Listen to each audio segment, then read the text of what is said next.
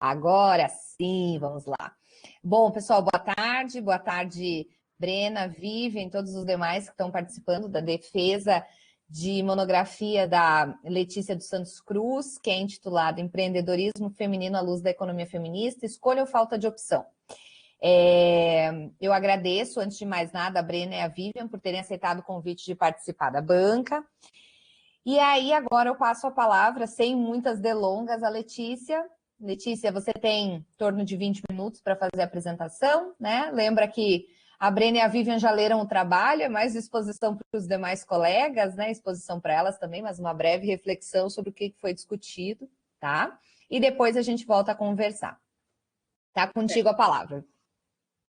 Certo, muito obrigada. Primeiramente, boa tarde a todas. Quero agradecer a presença de cada uma que separou esse tempo aqui para me prestigiar e as professoras também presentes.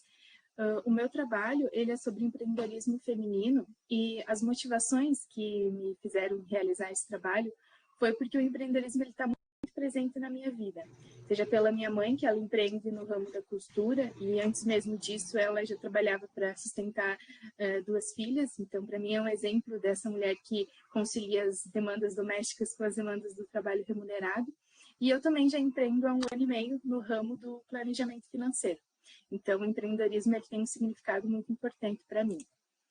Dando início, então, sobre os objetivos principais desse trabalho e a metodologia, o objetivo geral é analisar, sob a luz da economia feminista, o empreendedorismo feminino no Brasil, e compreendendo se ele é uma alternativa dentre várias escolhas ou pela falta de alternativa dessas mulheres. Já nos objetivos específicos, a gente consegue analisar primeiro como surgiu esse empreendedorismo feminino. Depois, a economia feminista ela vai dar a sua visão de como é o mercado de trabalho para essa mulher. E, por último, a partir do perfil já existente das mulheres empreendedoras no Brasil, a gente vai discutir se empreendem por escolha ou por falta de alternativa. Então, a metodologia ela foi uma pesquisa bibliográfica e documental, a gente utilizou registros do SEBRAE, do Instituto Rei de Mulher Empreendedora, do próprio GEM, que é o Relatório Global de Monitorar o Empreendedorismo. Então, antes de falar sobre esse primeiro tópico, que é como compreender o empreendedorismo feminino, a gente dá um passo atrás e entende primeiro o que é esse empreendedor, o que é o empreendedorismo. Né? Então, é de hoje que esse termo existe, embora ele tenha atingido maior ênfase nos últimos anos. Na economia, o Schumpeter ele foi um importante economista austríaco. Então, ele é considerado um dos principais teóricos do empreendedorismo e da inovação.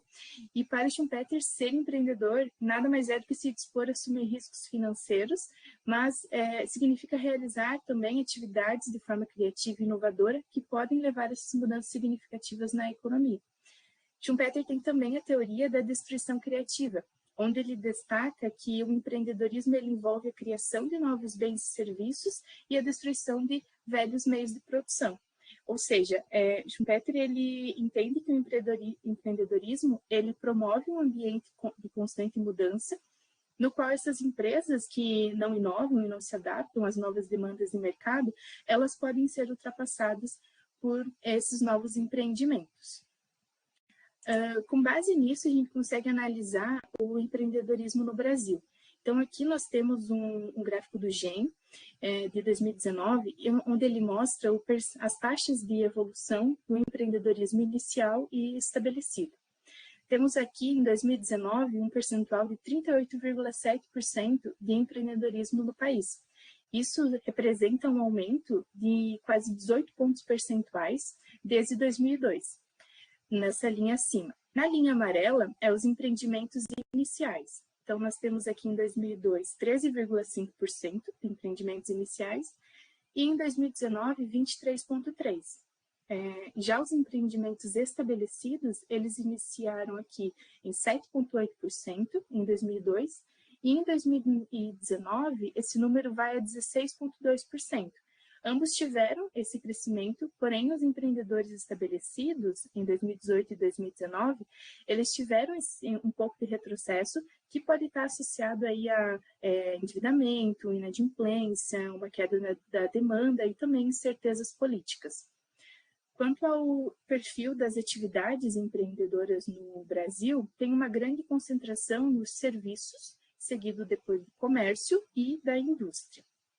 Então, com base nesse perfil do empreendedorismo, agora a gente pode tratar sobre o empreendedorismo feminino. E não tem como falar de como ele surgiu sem citar o pioneirismo das mulheres negras, que foram elas que desenvolveram as primeiras habilidades empreendedoras, né, conhecidas como ganhadeiras. As ações que essas mulheres desenvolviam incluía a venda de produtos artesanais, prestação de serviços, que era cozinhar para eventos, preparar remédios caseiros, né, com os conhecimentos que elas tinham, de ervas medicinais, o próprio trabalho doméstico, que é até hoje uma das principais atividades desse grupo, e isso, então, na época, lhes permitia sobreviver, ter uma fonte de renda e um mínimo de autonomia financeira, né? Depois a gente pode citar o trabalho de cuidados. Até coloquei a frase, nasce uma criança, nasce uma mãe, nasce uma empreendedora. Porque a maternidade ela é um fator muito citado nas pesquisas e um grande gatilho para o empreendedorismo feminino, já que o trabalho tradicional ele não permite uma flexibilidade de horários. E a gente sabe que a rotina de uma mãe não cabe no horário comercial. Então, diante dessa necessidade de compatibilizar as demandas do espaço doméstico e das atividades remuneradas, citado aqui que essa é uma das principais razões para a mulher ter o seu próprio negócio, que é essa flexibilidade de horários. Outro ponto também citado no Instituto Rede Mulher Empreendedora, em 2019, é que 58% dos empreendimentos femininos eles são desenvolvidos em casa, que amplia, então, ainda mais esse convívio familiar. Então, com base nesse histórico do empreendedorismo, a gente pode citar agora as contribuições que a economia feminista nos deram para entender essa mulher no mercado de trabalho. Então, primeiro de tudo, a economia feminista ela é uma corrente de pensamento econômico que procura compreender o papel da mulher na economia. Então, dentre as suas contribuições, nós temos aqui elencadas as principais, dentre elas a divisão sexual do trabalho, que nada mais é do que a separação das tarefas em uma sociedade entre homens e mulheres. Temos também a economia do cuidado, importantíssima vertente aí da economia feminista, que ela entende, se refere a essas atividades de assistência aos cuidados voltados para a sustentabilidade da vida humana. Então, historicamente, isso é atribuído às mulheres, né, atividades como a reprodutiva, a gestão e cuidado com a casa, cuidado com os filhos, com os idosos, com as pessoas doentes, né? Isso é essencial para o funcionamento de uma sociedade. Temos também o entendimento da dupla jornada de trabalho, que trata-se de a carga excessiva de trabalho que essas mulheres têm, que acaba prejudicando a capacidade delas se dedicarem plenamente à carreira. Então, isso ainda é aliado a impactos negativos, como a saúde física e mental, também é um ponto bem importante. Outro é as políticas públicas, também citadas pela economia feminista, que é o que dá o respaldo para que essa mulher consiga equilibrar o mercado de trabalho e a vida da parte doméstica. Então, aqui as políticas públicas a gente pode elencar a licença maternidade remunerada, assistência infantil, o serviço de cuidados infantis nas creches e as medidas salariais que promovam a igualdade de gênero no mercado de trabalho. Temos também dois tópicos aqui que são bem importantes, que é o teto de vidro e o piso pegajoso. São duas metáforas amplamente utilizadas na economia feminista. O teto de vidro para descrever as barreiras invisíveis que essas mulheres não conseguem alcançar essas posições de liderança, então refletindo nessa segregação vertical.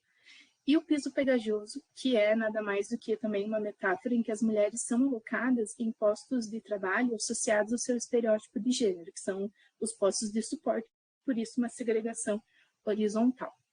E a desigualdade salarial, a economia feminista entende como reflexo dessa desvalorização do trabalho feminino em relação ao masculino, e da desvalorização do trabalho doméstico e de cuidado, que não é remunerado, e é realizado pelas mulheres. Seguindo, a gente consegue avaliar agora o perfil das mulheres empreendedoras no Brasil. Então, esses dados eles foram retirados do IBGE, com base nas informações da PNAD, e com uma série histórica de 2012 a 2023.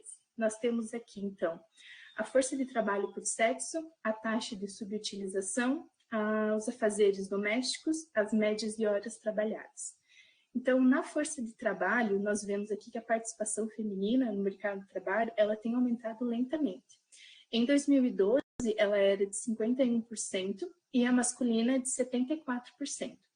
Já em 2023, essa taxa para as mulheres era de 52,2% e a dos homens de 71,6%. Então, isso indica, né, um impacto pandêmico que ainda é significativo. Na taxa ao lado de subutilização por sexo, essa taxa nada mais é do que uma forma de a gente avaliar a saúde no mercado de trabalho e a capacidade dessas pessoas encontrarem empregos adequados. Então, em 2012, a taxa feminina era de 27% e a masculina era de 15,9%. Já em 2013, a taxa feminina teve um decréscimo, foi para 23%, e a feminina manteve nos mesmos patamares de 15%. Então, no caso das mulheres, essas taxas elas são maiores devido a fatores como a sobrecarga de trabalho, mas também ela pode estar representada aí em preconceitos e discriminações no mercado de trabalho. Então, essas questões elas podem afetar a decisão feminina em procurar um emprego e também a qualidade desse emprego que elas conseguem encontrar. Abaixo aqui a gente tem um tópico importante que é dos afazeres domésticos. Então, em 2019, essas mulheres que realizavam os afazeres domésticos eram 92,3%, contra 78,9% dos homens. Então, a gente vai ver no gráfico ao lado também que essa maior dedicação feminina, ela reflete um número menor de horas dedicado à atividade remunerada, que aqui no gráfico de média de horas trabalhadas, a média feminina era de 37 horas, enquanto a masculina era de 43. E em 2023, isso em 2012, em 2023 a média feminina se manteve em 37 horas e a masculina em 41. Então, é visível que o peso dessas atividades não remuneradas, exercidas principalmente pelas mulheres, ela afeta essa quantidade de horas de trabalho que seria remunerada que elas iriam dispor para o mercado. Então, isso reflete nos seus salários mais baixos e também para a manutenção dessa disparidade salarial entre homens e mulheres. Continuando aqui no perfil da mulher empreendedora, agora na parte do perfil socioeconômico dessa empreendedora, a gente tem aqui o dado do Sebrae, que ele nos mostra que majoritariamente as mulheres empreendedoras estão entre 35 e 54 anos, são brancas e de uma escolaridade alta. Esses dados, eles foram confirmados pelo Instituto Rede Mulher Empreendedora e adicionados a isso, 59% dessas empreendedoras elas são casadas e 52% delas possuem filhos. Então, esse é o panorama do socioeconômico das empreendedoras no Brasil. Já os quinais, onde essas empreendedoras estão concentradas, a gente vê muito aqui marcado pela segregação horizontal e o piso pegajoso que a gente viu no slide anterior. Então, essas atividades, elas compreendem nada mais que uma extensão dos afazeres do lar, como é o caso aqui dos serviços domésticos, concentrado em 13,7%, e do grupo aqui de comidas, que representa 8,5%. Os demais, cabeleireiros, artigos de vestuário, eles são concentrados realmente nesses segmentos de beleza e confecção de peças de roupa. Então, esse é o perfil das empreendedoras do Brasil e agora a gente consegue analisar em termos de remuneração, de como elas, de fato, têm os seus rendimentos. Na pesquisa da Nikito, que saiu recentemente, em 2023, ela apresentou essa discrepância bem grande entre as regiões, né, dos empreendedores formais e informais. Então, entre os empreendedores formais, as mulheres são 35%. E a média salarial delas é de 3.911,20, sendo o seu maior número aqui na região sudeste, que é de 4.361,80. Já nas empreendedoras informais, essa média brasileira, Primeiro que as empreendedoras representam 32,20%. E a média ela cai drasticamente, sendo um valor de 1.331,60. E chega na região do Nordeste a 876,60 essa remuneração.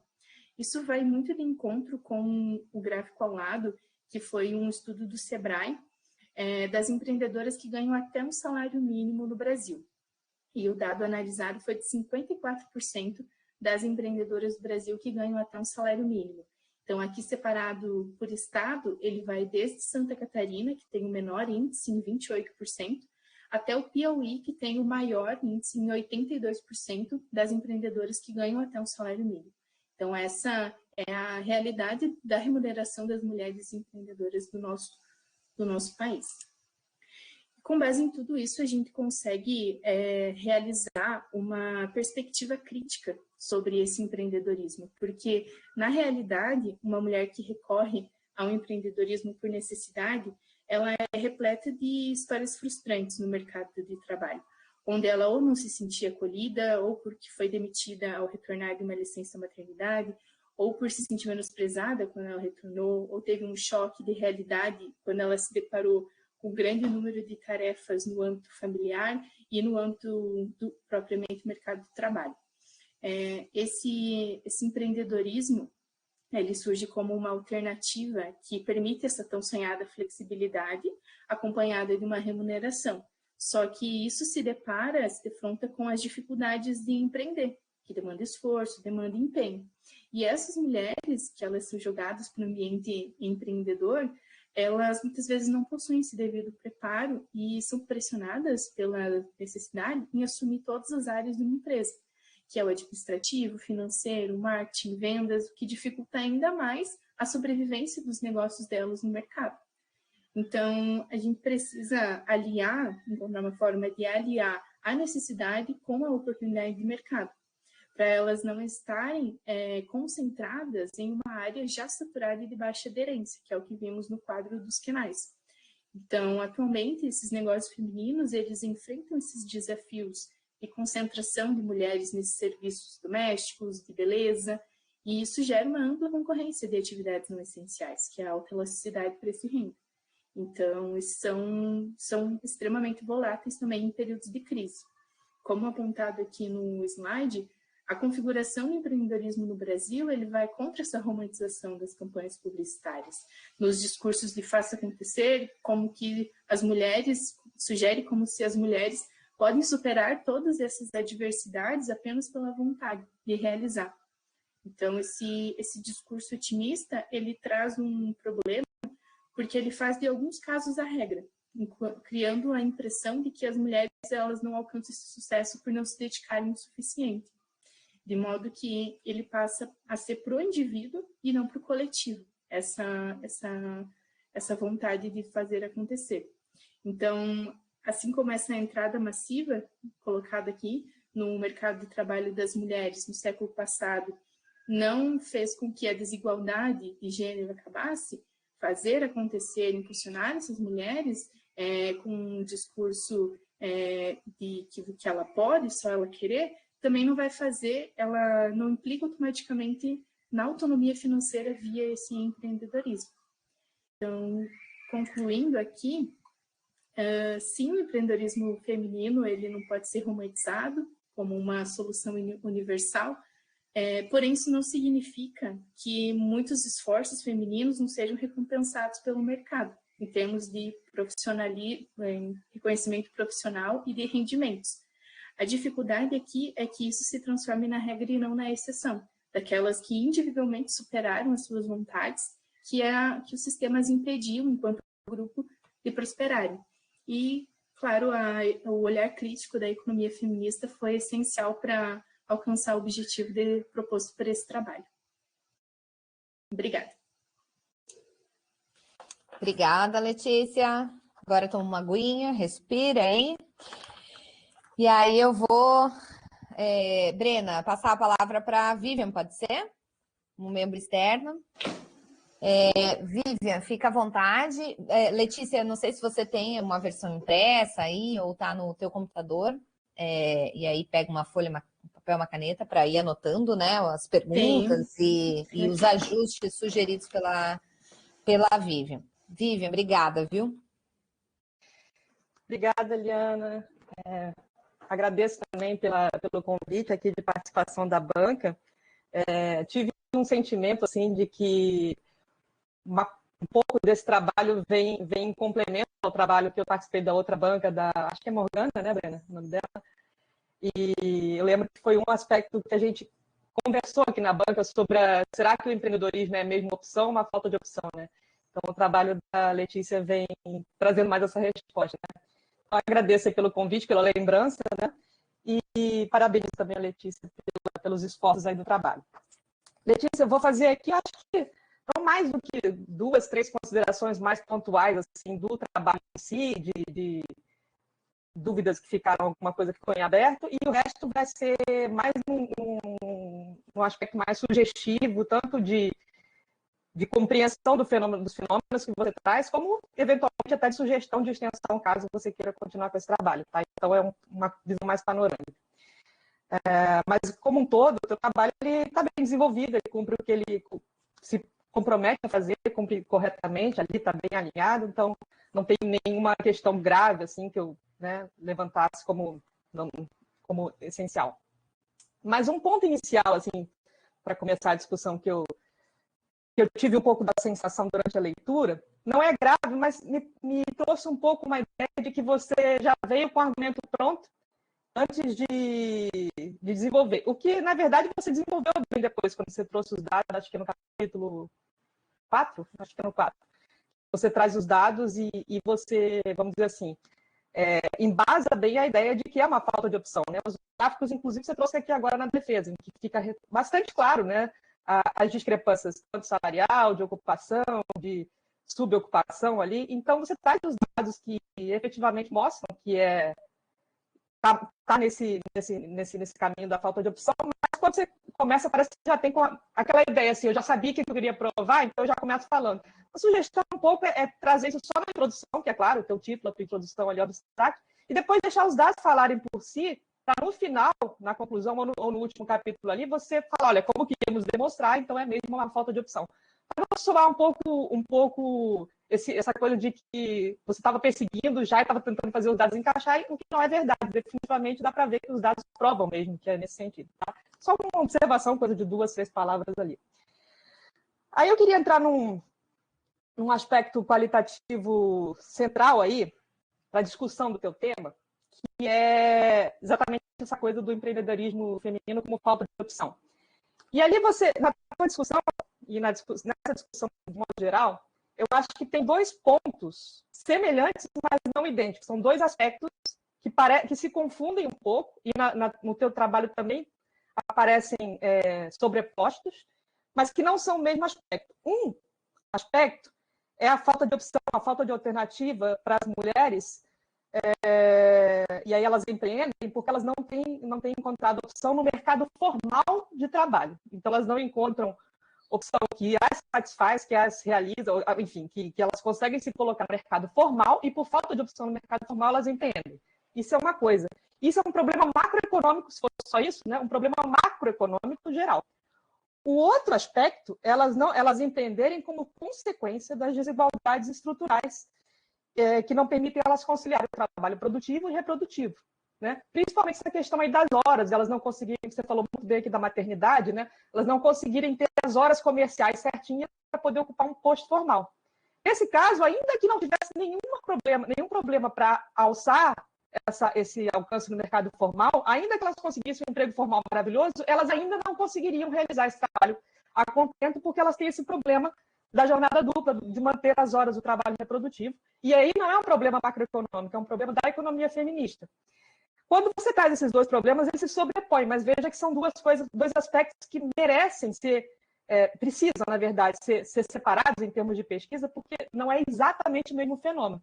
Aí, claro, os 2, na verdade, eu creio que, certamente, sim, os 2 fenômenos acontecem. A gente tem um problema macroeconômico, principalmente no Brasil, né, que você traz aqui dados do Brasil, de dificuldade de acesso ao emprego formal. Na verdade, isso vai para mulheres e homens, mas para a mulher é pior, porque ainda tem essa dificuldade estrutural, né, de conciliar o trabalho produtivo com o trabalho reprodutivo. Então, acho legal ter essa clareza de que não é o mesmo problema exatamente, tá?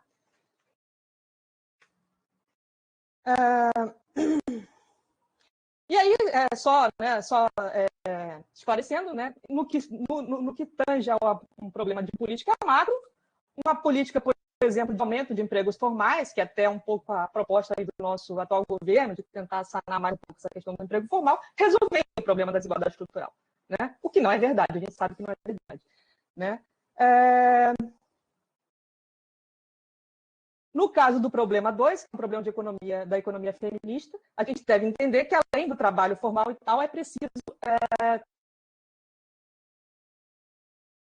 para essas mulheres, de uma forma geral, caso elas queiram depender, mas principalmente no caso do trabalho em geral, políticas públicas de cuidado, né? Creches integrais, tempo integral, né? ou cuidados também com idosos, asilos. E uma coisa interessante também é a qualificação das mulheres para postos tradicionalmente ocupados por homens, né? Para quebrar um pouco essa estrutura, né, de expectativa de gênero para profissões femininas, né? Então, isso acaba gerando um círculo vicioso. As mulheres só ficam nesses mesmos empreendimentos porque elas já estão ali e elas não conseguem sair dessa armadilha, né? Então, fazer tipos de políticas de acesso mais universal a trabalhos que tradicionalmente são mais masculinos, mais ocupados por homens. Aí sim você consegue romper mais profundamente essa questão, não só aumentando a quantidade de empregos formais.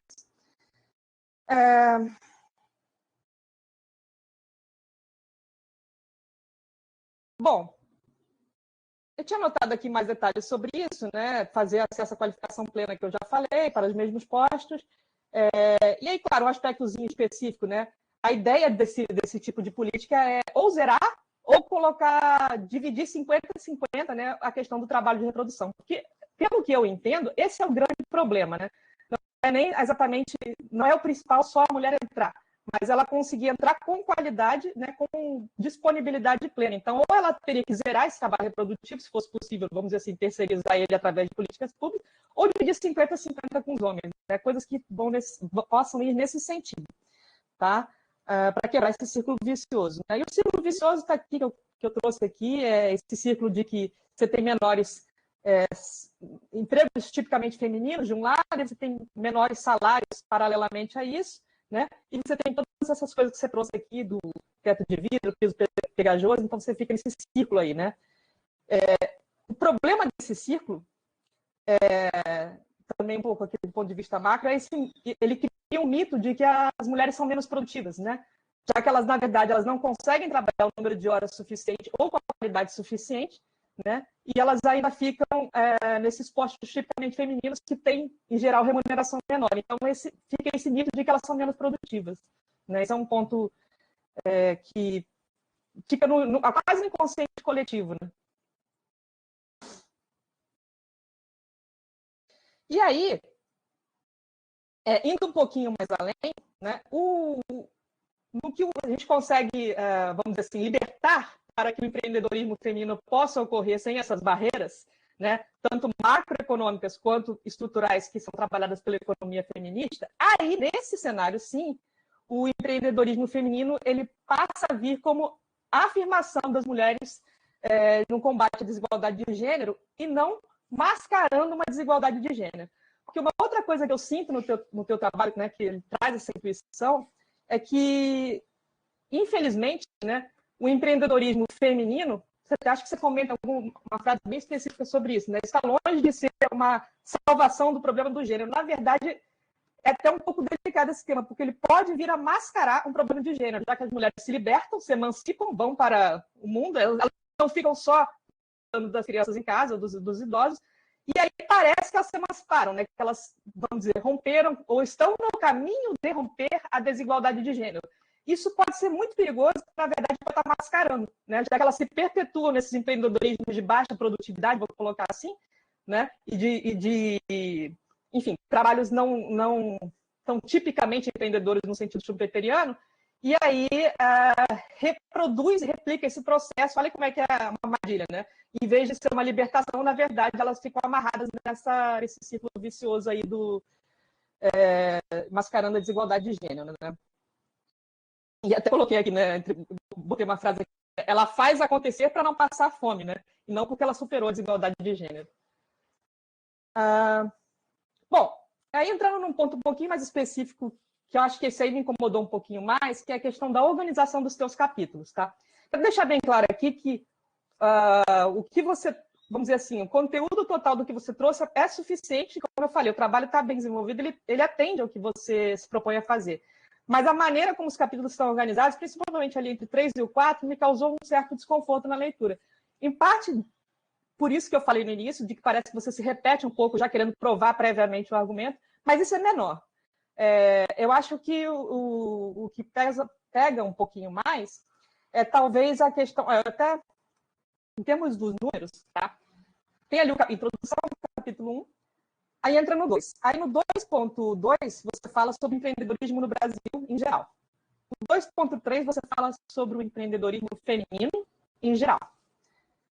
Aí você entra no 3, que é uma discussão mais teórica sobre a economia feminista, e aí você entra no 4, que é a parte mais de dados, no qual você fala sobre a mulher empreendedora no Brasil. Então você fala empreendedorismo no Brasil, empreendedorismo feminino, aí entra numa discussão teórica e depois você fala mulher no Brasil.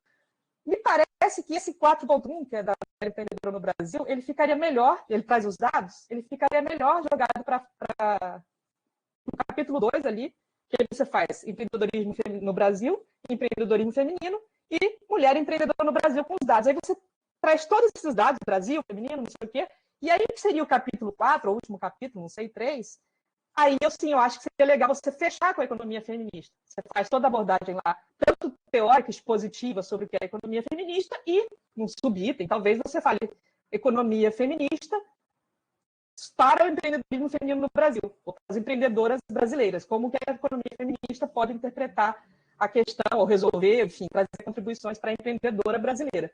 Eu acho que fica mais organizado, assim, porque ficou muito vai bem ali nessa... E aí deu essa sensação de que eu estou lendo de novo a mesma coisa, né? Mas eu repito, é mais porque tem mais informação e está um pouquinho mais sobreposto, mas você tem tudo que você já precisa ali, uma filtragem mínima ali para poder reorganizar, tá? Aí eu tinha colocado aqui, sugestão, né? Trazer o item 4.1 para 2.4, e daí, já com os dados apresentados, fica livre para fazer o último capítulo todo com análise feminista.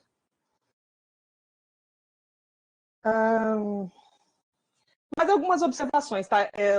Acaba que a arguição fica com uma ordem um pouco aleatória, porque eu vou lendo e vou anotando, né? Então, se tivesse antes organizado os pontos, eu falaria os pontos numa ordem diferente. Mas vamos lá. Mais um pouquinho sobre as dimensões macroeconômica e de economia feminista. Quando você traz o Schumpeter, né, me chama bastante atenção novamente uma discussão sobre o que é um problema, nesse caso, ou uma questão, né, do empreendedorismo enquanto uma questão macroeconômica e enquanto uma questão que seria melhor trabalhada pela economia feminista. Veja bem, o empreendedor do Schumpeter, né, o sujeito inovador do Schumpeter, ele é praticamente assim, um herói visionário, né? Um sujeito visionário que ele observa um grande nicho, um nicho de mercado, uma oportunidade de mercado, e ele vai com a ideia de disrupção, né? Ele vai realmente um herói, né? Que enxerga uma oportunidade e faz uma destruição criativa, né? Cria um produto novo. E veja bem, ele fala, né? Acho que todo mundo aqui já deve ter ouvido, né, a ideia do Schumpeter: novos produtos, novos métodos, ou novas fontes de matérias-primas, ou novas combinações de matérias-primas. Então, é realmente um empreendedor no sentido clássico da palavra, disruptivo, que cria um mercado novo, que cria uma situação nova. Veja como isso, na verdade, é diferente de uma empreendedora que cria mais um salão de beleza, mais uma clínica de skincare, mais um bolo de pote, né? Então, isso traz uma diferença muito grande, uma percepção do que realmente é esse empreendedorismo feminino e como que ele está ainda longe de representar essa emancipação feminina enquanto empreendedora no sentido clássico da palavra. Então, o heroísmo aí do Schumpeter, né, para o verdadeiro empreendedor, ele não seria para a mulher exatamente um heroísmo de inovação, mas um heroísmo, na verdade, que reproduz uma expectativa de gênero novamente, né? Um heroísmo de sobrevivência, né? Ela é heroína porque ela sobrevive, não ela é heroína porque ela criou um mercado novo, descobriu, né? São coisas bem diferentes que reproduzem esse padrão. E nesse sentido, se isso é verdade, olha que interessante, né? Talvez o posto do empreendedor herói do Schumpeter continue sendo mantido ainda para os homens. Ele ainda é dos homens majoritariamente, que é aquele empreendedor que veio para fazer a diferença nesse sentido real, entendeu? De trazer uma grande coisa diferente e tal. E aí as mulheres, elas continuam não sendo essa heroína schumpeteriana, né? Isso ainda é um posto dos homens. É um ponto interessante que, novamente, traz uma separação aqui entre uma abordagem que está na macroeconomia, né? Porque o Schumpeter ele trabalha essa questão de capitalismo e tal, ele trabalha ali uma macro misturada com um agente individual, quase uma mesoeconomia, né? E o que é, novamente, um problema da economia feminista.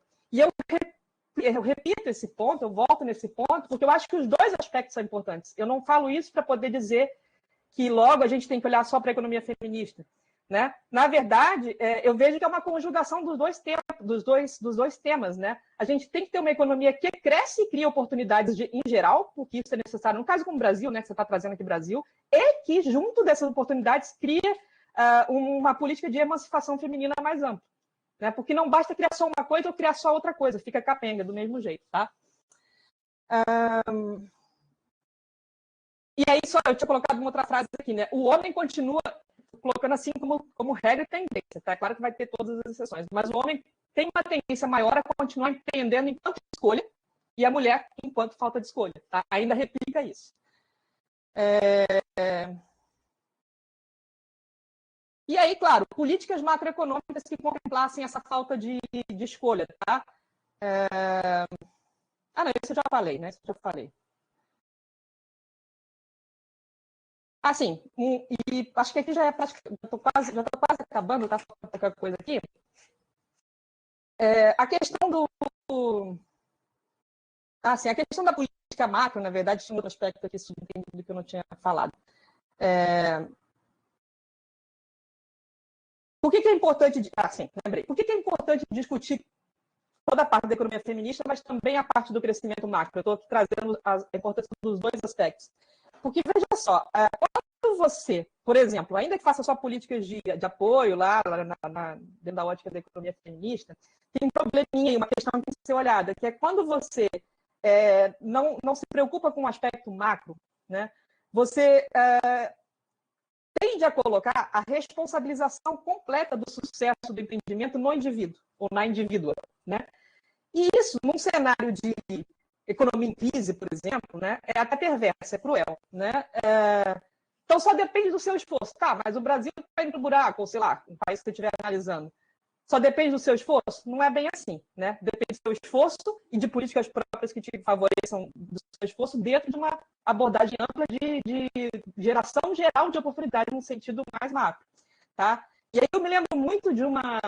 Vocês devem ter visto, não sei se ainda tem, mas tinha muito uma propaganda que passava na Globo, que é aquele vai, né? E ele falava vai, e aí falava assim, que a crise veio para te fortalecer, vai.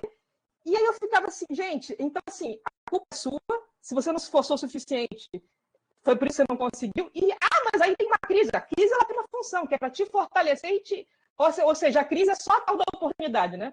A crise também é oportunidade, no fundo a crise é a oportunidade, então assim, tudo é culpa sua, né?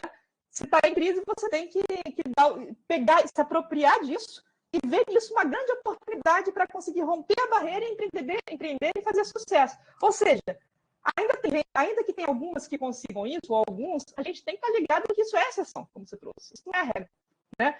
Se isso não ficar, sabe, não for explicitado, né? Até por uma questão estrutural mesmo de mercado, tá? Ainda que um consiga, numa economia que está em crise, o poder de compra não cresce exogenamente, né? Então, se uma pessoa consegue ter sucesso no seu empreendimento, as pessoas que vão consumir desse novo mercado, enfim, desse mercado, provavelmente elas vão deixar de fazer alguma coisa, de ir ao dentista, de fazer uma outra coisa. Então, não tem como todo mundo ter um empreendimento de sucesso numa economia que não cria novos poderes de compra, que não expande o seu poder de compra no sentido macroeconômico, né? Então, é preciso que a economia cresça para que o poder de compra como um todo se expanda, né? Para que você não tenha um empreendedor que faz sucesso às custas de outros tantos que acabam perdendo o mercado, marketplace, para esse que conseguiu, entende? Então, é uma faca de dois legumes, como brincam para ele. Então, a crise não veio para fortalecer, não. A crise ela veio para te ferrar mesmo. Esse discurso da crise ele, esvazia os aspectos macroeconômicos da discussão e coloca tudo no indivíduo, né? Tudo no nível micro. Bom, enfim, concluindo aqui, que eu já me estendi bastante, né?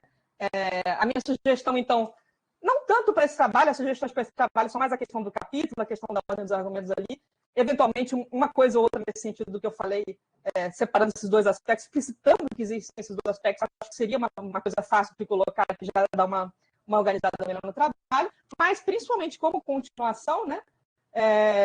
Eu acho que para abordar com mais propriedades a questão do empreendedorismo feminino como falta de opção, eu colocaria, então, avançar nas políticas de crescimento econômico para o empreendedorismo em geral, e para fazer com que isso surja como uma opção schumpeteriana de verdade, legítima, uma opção schumpeteriana, né? E avanço nas políticas focalizadas, que a gente também já falou aqui, né? E aí, né, a mulher, ela teria a opção de ir para o mercado formal se ela quiser, tem emprego formal, vamos dizer assim, mais ou menos disponível, né? Porque ela teria todas as horas livres para isso, né? Só mais um minutinho aqui, deixa eu ver se tinha mais alguma coisa. Eu coloquei aqui que, né, é importante ver que a economia não cresça perpetuando as estruturas de divisão sexual do trabalho, então ela tem que crescer e romper essas estruturas. É isso, né? Que todo o avanço da mulher na esfera produtiva seja não apenas acessível, como acessível plenamente, mas também, mas também plenamente compensado por um equivalente recuo na esfera reprodutiva. Acho que esse é o ponto, mais ou menos, o ponto central, né? No que ela avança na esfera produtiva, ela tem que ter uma compensação de recuo na esfera reprodutiva, senão essa discrepância nunca acaba, né? É um ponto para sublinhar, assim, tá?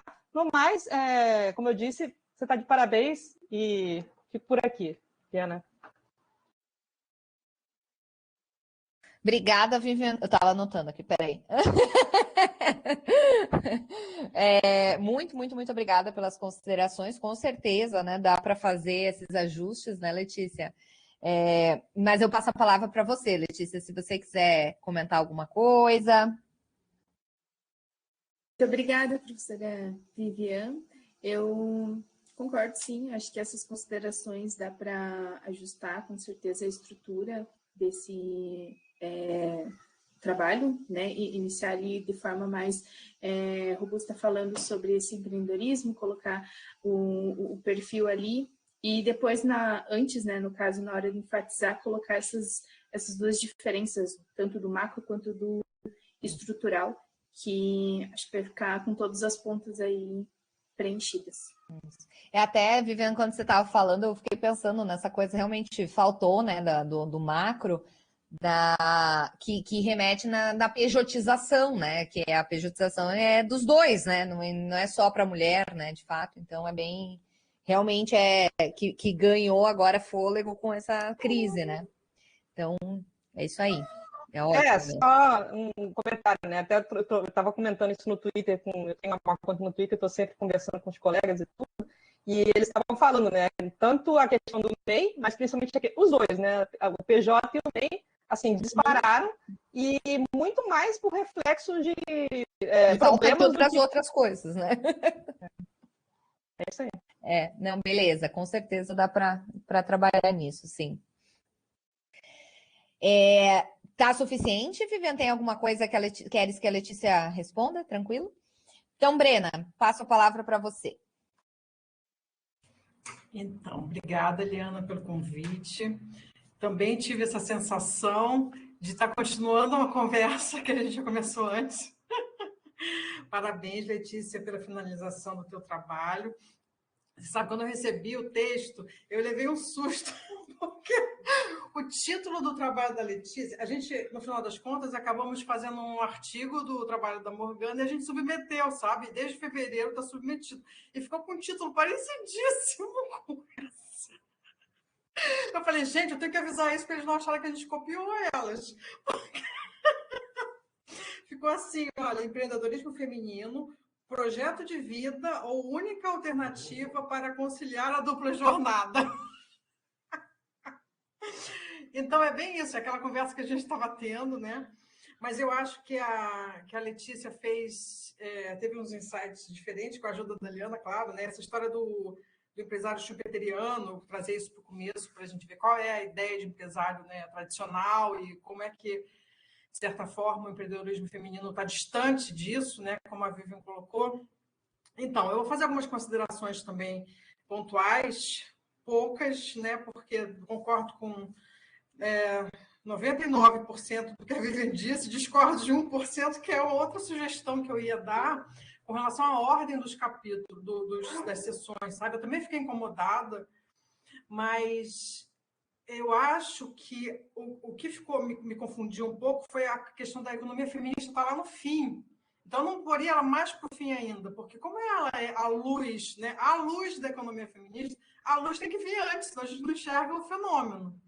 Então, primeiro você colocou uma das luzes, que é a luz tradicional, que é o Schumpeter, como o Schumpeter enxerga o fenômeno.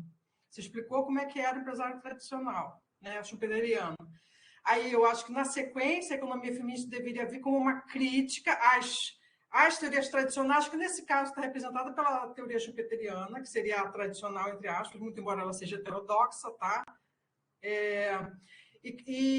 Quais todos os problemas que vocês elencaram e que dizem respeito especificamente à questão da mulher no mercado de trabalho, como alguma coisa que ficou faltando na abordagem do Schumpeter, de modo que ele não consegue contemplar todo o fenômeno, né? E aí depois vi com a questão do empreendedorismo do mundo, empreendedorismo brasileiro, dados, aí eu acho que os dados devem vir mesmo, para não ficar essa confusão, vai para lá, vai para cá. E aí, no fim, eu acho importante na conclusão dar uma amarrada nas teorias. Isso eu achei que ficou um pouco falho. Voltar e dizer, olha, então, o que a gente tem a dizer, concluir com relação a isso? Com relação ao empresário schumpeteriano, que você não voltou a falar dele no fim, né? Então, o homem empreendedor estaria muito mais, em geral, via de regra, estaria muito mais próximo desse ideal do empresário schumpeteriano, muito mais do que a mulher empreendedora que está ali para conseguir sobreviver e manter o pescoço acima da linha d'água, né? Enquanto ela continua fazendo as suas milhares de tarefas em casa. Né? Eu acho que assim ia ficar mais organizada assim, a discussão, e para quem lê, sem tantas idas e vindas, sabe?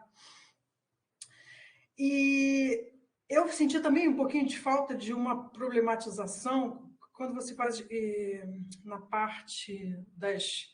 Acho que é na tabela 3, tabela 4, que você coloca lá, divide o empreendedorismo entre formal e informal. Pelo que eu entendi, o formal são aqueles que têm CNPJ, sejam pessoas jurídicas, MEI, né? E os informais são aqueles que estão mesmo à margem, aquele camelô, é aquele, sei lá, o cara que afia o alicate na esquina, que nem condições de ter um MEI ele tem. Né? E esse cara, hoje em dia, ele também é chamado de empreendedor, tá? O pipoqueiro, ou seja, eu já acho um absurdo empregada doméstica e diarista, mesmo que tenha MEI, seja chamado de empreendedor, porque, tipo, douraram a pílula de um jeito que transformaram numa coisa boa, uma coisa que é ruim, só de mudar o nome, sabe? Passa a impressão de que é uma coisa muito boa, mas a realidade não mudou, a realidade continua horrorosa como era antes. É a mesma coisa de, vamos parar de falar favela, agora não pode mais, é proibido falar favela, tem que ser comunidade. Então, comunidade é mais bonito, parece que é outra realidade, mas não é mesmo. Está tudo lá precarizado, sem esgoto, sem saneamento, como era antes. Sabe? Então, eu senti falta dessa discussão, assim. Por que está chamando esses caras de empreendedor informal, gente? Não faz sentido, sabe? Eles não são empreendedores, coisa nenhuma. Eles são exatamente o que eles eram antes. São pessoas que estão à margem da sociedade, à margem do mercado de trabalho, à margem de tudo, e estão sendo chamados de empreendedores. Por alguma razão, assim, para os números brasileiros ficarem mais bonitos, assim, nesses relatórios internacionais. Entendeu?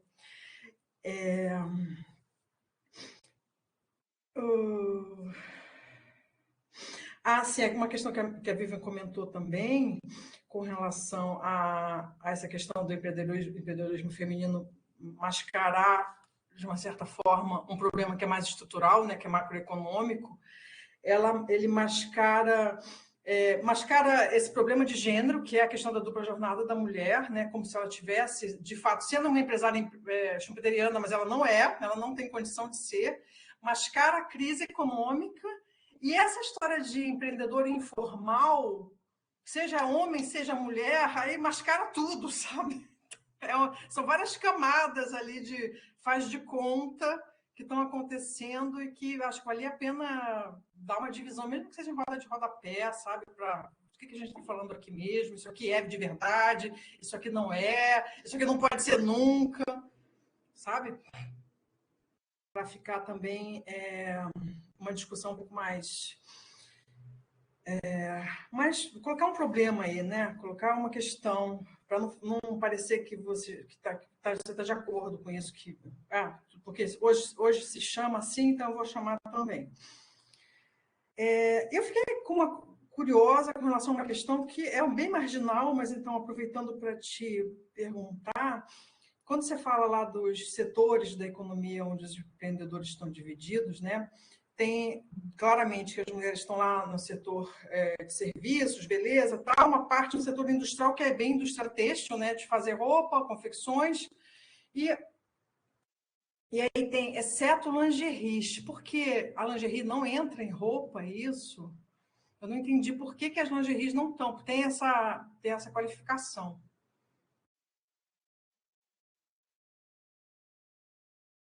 Então, pode responder, Letícia, se você... Sim, eu ia comentar que, inclusive, esse é o KINAI que a minha mãe utiliza no meio dela. Eu comentei, ela empreende no ramo da costura, e esse KINAI não aborda roupas íntimas, porque aí é uma outra estrutura de indústria, né? Então, ou uniformes profissionais, roupas, enfim, dessa estrutura, não sendo da estrutura de roupa íntima, não tem esse KINAI de diferenciação. Mas é a indústria têxtil de qualquer forma, né? É a indústria têxtil, só que é roupa íntima, não é... Não é logística, não é lojistas. Tá joia. Bom, acho que pelo que eu notei aqui, é isso.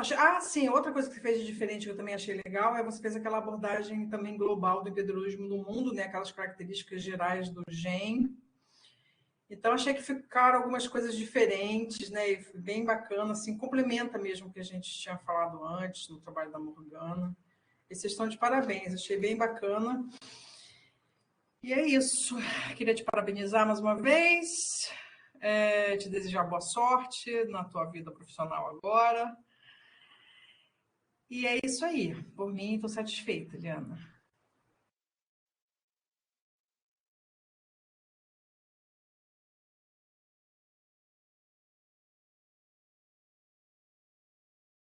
Acho que você congelou, Liana. Oi, gente. Eu voltei. eu parei no boa sorte. Daí, boa sorte para mim não foi boa sorte. Obrigada, Brenda. Não sei, Letícia, se você tem alguma coisa a adicionar. Acho que tá meio difícil, né? Mas eu posso falar assim. Então, obrigada, Prof. Brenda, pelas suas considerações. Acho que realmente dá para incluir essa problematização ali dos empreendedores informais.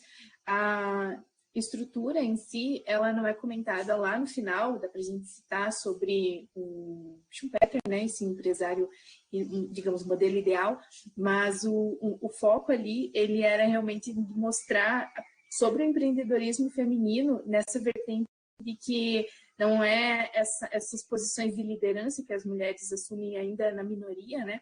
Então, mostrar que não é bem assim, né? Que esse perfil para o Brasil, essa romantização que eu cito lá na introdução do livro do Faça Acontecer, da Sherry, né?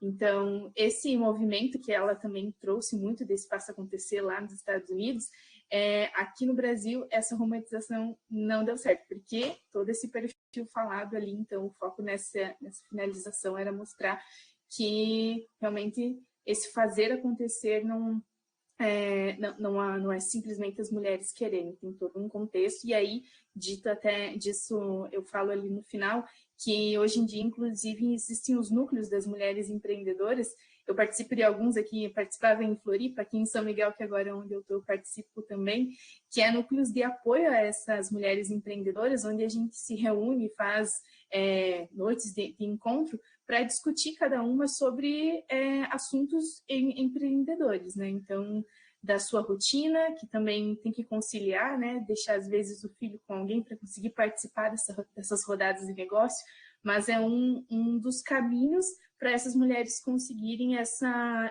qualificação, né? Para todas as questões que envolvem ter uma empresa, né? Mas muito obrigada, professora. A gente vai elencar ali. Com certeza, vamos fazer esses ajustes. Então, Breno e Vivian, na verdade, foi uma continuação, né? Porque quando a Morgana defendeu, a estrutura, na verdade, da ideia da Letícia era muito semelhante, assim, era fazer uma crítica, né? A nossa ideia inicial sempre foi pensar por essa perspectiva mais crítica, justamente para desmistificar essa coisa do empreendedorismo rosa, né? Tudo é lindo, maravilhoso.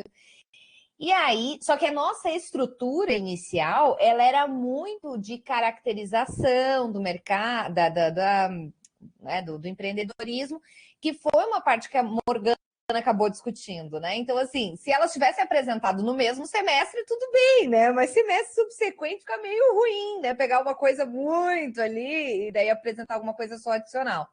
Então, por isso que a gente acabou tentando, assim, realmente focar bem nessa discussão, deixando a caracterização realmente como a nossa, né? Como os dados que sustentam ela, né? Basicamente isso.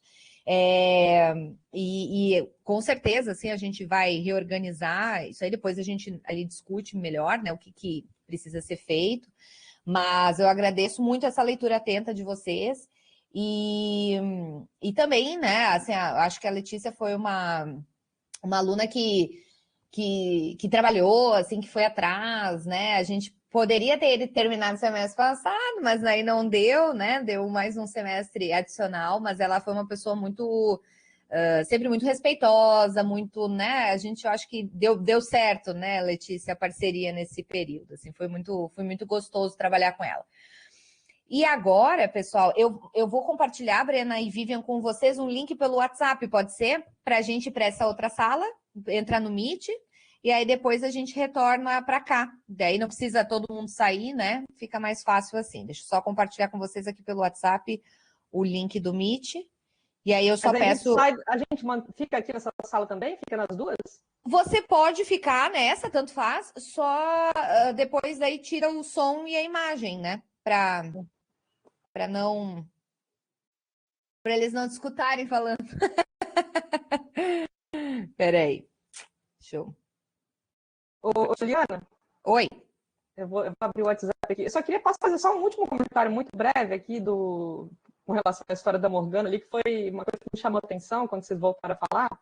Claro. É que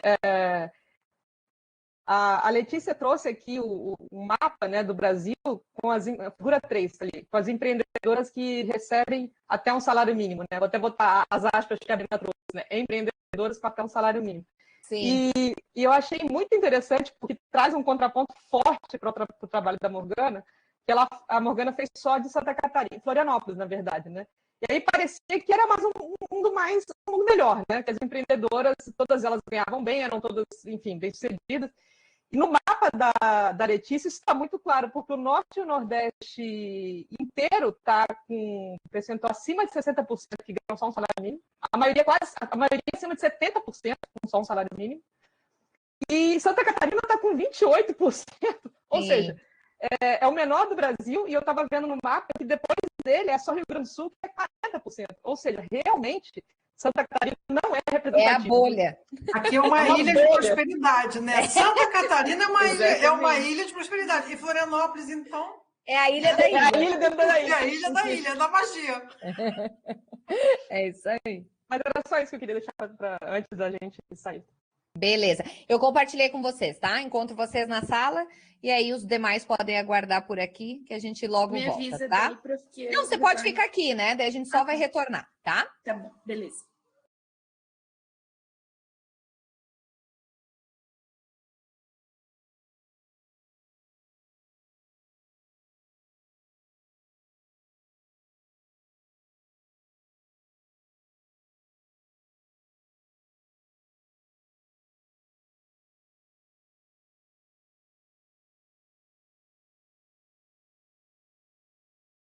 E Letícia, senhorita, então a Brena e a Vivian consideraram teu trabalho aprovado.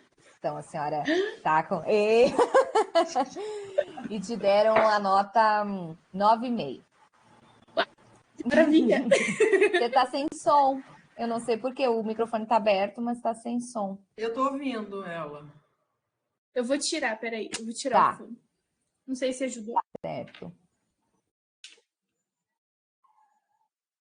Ajudou? Engraçado, né? Vocês estão escutando ela? Porque até dá como se ela estivesse falando. Vocês estão escutando ela? Eu estou escutando ela. Olha, eu que não estou escutando. Agora, é o meu problema. Certo, Mas tá tudo certo. tirei. Agora foi. Então, parabéns, Letícia. Tá pertinho da conclusão. Agora é só fazer essas alterações que elas sugeriram para a gente entregar na próxima semana, né? O trabalho fechadinho, que vai ficar, né, com referência aí para os demais, tá? Certo. Muito obrigada. Agradeço a todos e a vocês, professoras, pelo formarem a minha banca. Prof. Liana, por toda a orientação que você me deu, foi sensacional. E fico muito feliz de estar concluindo esse curso de economia.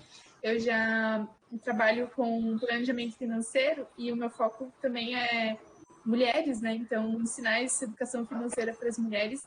E eu tenho certeza que é um tema que cada vez mais vai ser falado no Brasil e levar essa educação financeira para as mulheres também é um tema bem importante. E é isso. Muito obrigada. Parabéns, Letícia. Parabéns, Liana. Parabéns, Letícia. Letícia e Liana, nas duas. Obrigada, gente. Obrigada, viu? Tchau, tchau. Até mais. Eu entro em contato com vocês pela ata, tá? Tá bom, tchau, Obrigada tchau, gente. a todos que Tchau. participaram. Obrigada. Até mais.